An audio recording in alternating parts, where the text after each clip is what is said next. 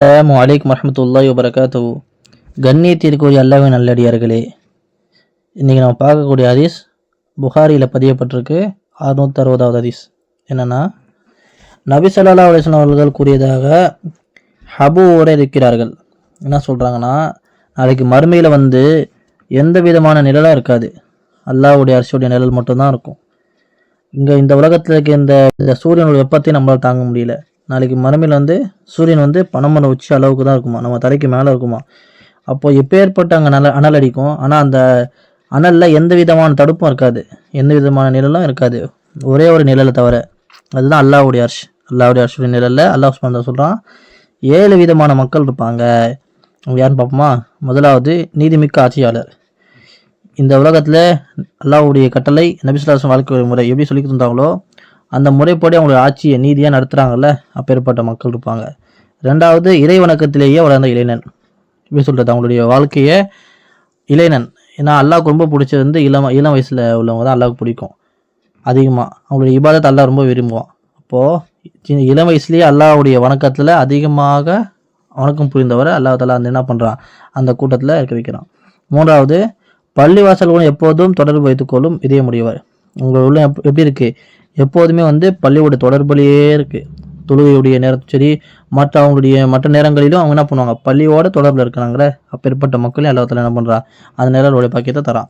அடுத்து அல்லாஹ்வுக்காகவே நட்பு கொண்டு அந்த நிலையிலேயே இவ்வுலகத்திலிருந்து பிரிந்து சென்ற இருவர். 2 பேர் எது பண்ணுறாங்க, என்ன பண்ணுறாங்க, எது கூடுறாங்க, அல்லாஹ்வுக்காக 2 பேர் கூடுறாங்க, நட்பு கொள்கிறாங்க.